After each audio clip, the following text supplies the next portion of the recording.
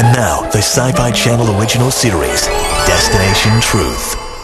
On this episode of Destination Truth. It just happened so fast. She was running after her chickens. She didn't want them to escape. And then all of a sudden, it materialized itself right before her. Josh travels to South America after documented sightings of a werewolf in Argentina.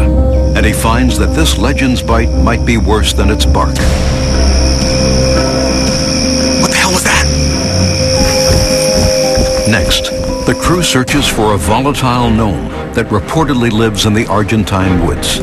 What can you tell me about the Pombero? You know, there's stories and there's legends and whatnot, but this is one that really exists. Does Josh catch the elusive Pombero, or does he come up just short? I don't know, I just took the wrestling really, really close to me.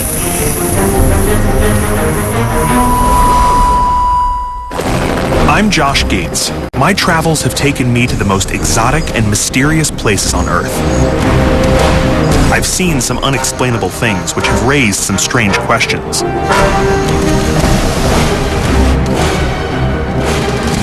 Now, I've pulled together a crack team armed with the latest technology to search for answers. I'm not sure what's out there waiting for me, but I know what I'm looking for: the truth. Anyone who has ever gone on a childhood camping trip or has turned on a cable TV at 3 in the morning knows a thing or two about werewolves. In America, we know them as those legendary beasts who, triggered by a full moon in the sky, turn from regular humans into manic, snarling, fur-covered beasts. But unlike here, there are places where the werewolf is not just considered a myth. I came across a creature called El Lobizon, which is Argentina's adaptation of our homegrown growler. Their version has had documented sightings all over the country, from farmlands to highly populated cities, with a recent spate of reported sightings in northern Argentina.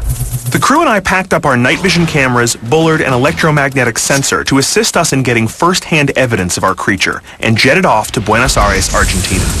What sets the Lobizon apart from the classic werewolf is that rather than transmogrifying into a wolf, it commutes into an oversized, ferocious dog. Also, the Lobizon can't just be any schlub bitten by another werewolf. It is said that the creature can only be the 7th son in a family of just boys. The belief in the Lobizon is so strong in Argentina that the president of the country to this day has every reported 7th son baptized to try to stop any transformations. But just like its lupine counterpart, the Lobizon is victim to the lunar cycle, and with a bad moon rising in just a couple of days, this was perfect timing for our investigation in Argentina.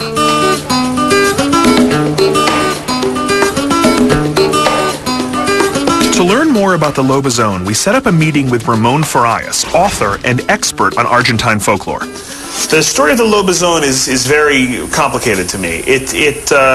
In some ways, it sounds similar to this European idea of a werewolf.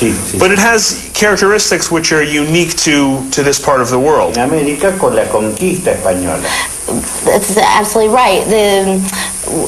What is European about it is the fact that this all began right after the conquest of America, yes. Tuesdays and Fridays, full moon. El hombre sufre la transformación. Man suffers this transformation. People here seem to believe that it is the 7th son in a family, correct? Los varones, todos varones. Exactly, that's exactly what they believe. It's got to be a family of all boys. So these are some drawings of the Lobizon. Almost a cartoony kind of image of a wolf up on its hind legs howling at the moon. This is the Lobizon. And here we have a much more stylish werewolf. A very fancy belt buckle. Maybe some diesel jeans. Very fancy jeans. Yeah, he appears to have turned into a wolf, but still enjoys a tight pair of jeans. Like most men in Argentina. You know what I mean? We wanted to make our way to the area where the sightings had occurred, but first I had to stop at the zoo to meet with a man that had an alternate explanation for the Lobizon. Alright, so we're here at the zoo. Home, of course, to the very dangerous giant twin squirrels of Buenos Aires. Hola. Which one of these animals attacked your son? No entiendo nada. No? Your son was attacked by an animal? It's a shame. The zoo is very, very dangerous. I caught up with zoologist Fernando Peralta to see if any of Argentina's indigenous animals could be linked to the Lobizon sightings. There is a similar animal, however. Aquí está. Yes. Right here in the zoo. It's called, ¿cómo se llama? There's a similar animal to a werewolf in your zoo. Es el que You have the greatest zoo of all time. Aguaraguazú es el nombre guaraní. It's called Aguaraguazú. Es guaraní. And it is a werewolf. Es como lobizón. Lobo, Es un lobizón? Yeah, it's derived from that animal. I would like to see this animal. Podemos verlo. Let's go. This is the Argentine Lobizon. It's the closest they The have to a closest wolf. counterpart, exactly. People sometimes say that they've seen the Lobizon. Do you think maybe they've seen this animal? Y alguna gente que dice que ha visto al lobizón, a lo mejor ha visto. Sí. As fascinating as his theory of the Lobizon was, I wanted to hear directly from someone who actually claimed to have seen the mysterious creature. And for that, we needed to travel to San Ignacio, the hub of the recent sightings. But since it didn't have an airport, we first had to fly to Iguazu in northern Argentina, which also happens to be the home of the beautiful Iguazu Falls, where several famous American movies were shot, including The Mission, Miami Vice, and most notably, Leslie Nielsen's critically acclaimed performance in Mr. Magoo. We left the falls and drove to the nearby San Ignacio to meet with our first witness, Ramon Gimenez, a police officer sporting the official uniform of short shorts and an old Adidas t-shirt. Después me enteré que era el lobizón. This animal appeared at his home, and it was a lobizón. Describe what it looked like. Like a big Los black ojos le dog brillaban, los with ojos. some eyes that kind of Ojo brillante. brilliant eyes. Are you sure it wasn't just a dog? ¿Estás seguro que no era un perro? No. How do you know? Se nota un perro cuando You know a dog when you know a dog, and this wasn't a dog. And what happened when you saw the Lobizon? Lobizón began to howl. Yes, two long howls. What did the howl sound like? ¿Y cómo eran los gritos? They were scary. Ramon led us to a local barmaid that had a similar experience, only she had seen the Lobizon in both its dog and human form. I understand you had an experience with the Lobizon. 4 in the morning, she works at a bar, yes? Y ahí sale el pollo gritando. And that's when the chicken started making a ton of sound, no? Yeah?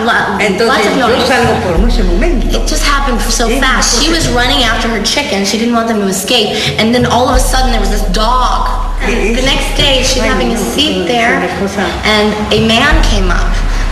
It's a horrible looking man. And he told her. Y me dijo, ¿sabes qué me dijo? ¿Viste lo que te hice anoche? He said, did you see what I did to you last night? So he was the Lobizon. That was him. The woman was shaken by her experience and said that she never saw the man again. But she told me about another man nearby who claimed to be a Lobizon. She was too terrified to see the man herself, but for me, it was a meeting I couldn't pass up. We are monitoring the area around a Seventh Son's house to see if there are any signs of a Lobizon. What is that right there? Where's that camera?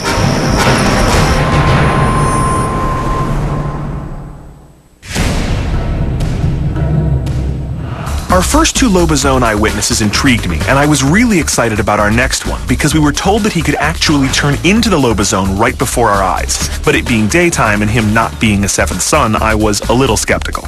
Once you turn into the Lobizon, do you become dangerous? Sí.